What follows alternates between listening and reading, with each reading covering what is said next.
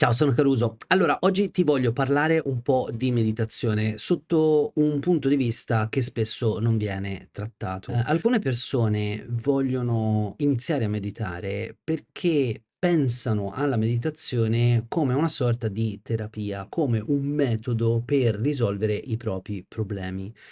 E facciamo l'esempio dell'ansia. Nel momento in cui voi siete ansiosi e andate a meditare, io vi assicuro che l'ansia aumenta, perché in qualche modo la meditazione è un grande amplificatore di ciò che abbiamo dentro.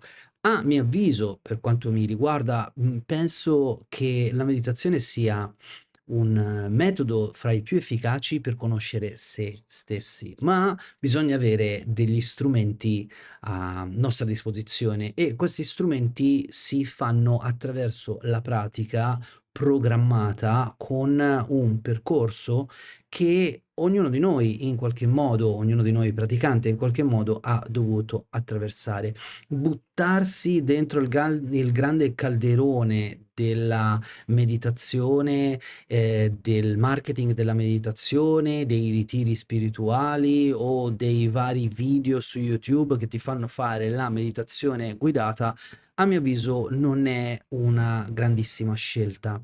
Anche perché, appunto, se ci sono dei momenti che stai passando, diciamo dei momenti di turbolenza interna, un periodo un po' più grigio rispetto al solito o magari hai avuto qualche strattone dalla vita, in quel momento dovresti meditare in un certo modo e non in un certo altro. E poi, se proprio devo essere, sincero, forse è meglio se qualcuno ti segue con un tuo percorso di crescita personale.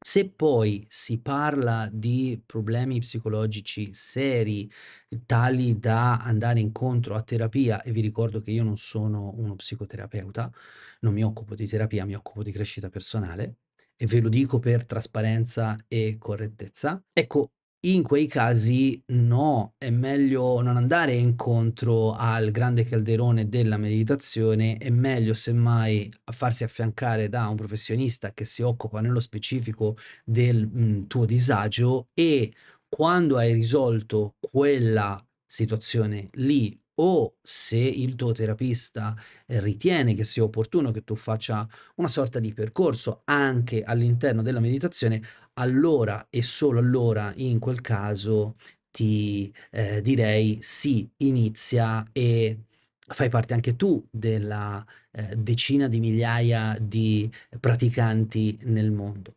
Detto questo, non è che poi la meditazione ha a che fare con chissà che cosa, è un esercizio quotidiano, è una pratica che noi mettiamo a disposizione nella nostra vita per osservarci, per comprendere qualcosa di noi, per lasciar venire a galla qualcosa, sia i punti forza sia i punti debolezza e quindi dobbiamo essere preparati e pronti e questo lo facciamo attraverso delle strategie che mettiamo in gioco nella meditazione. Se ti interessano tutti questi punti, se ti interessa avere gli strumenti a disposizione per essere indipendente nel tuo percorso meditativo, contattami perché il mio corso di meditazione pratica parte regolarmente circa ogni 2 mesi e magari potresti essere interessato ad entrare in una classe e praticare insieme a noi.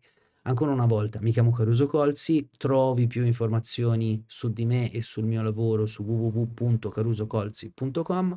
Ti ringrazio per avermi ascoltato fino a qui. Buona serata.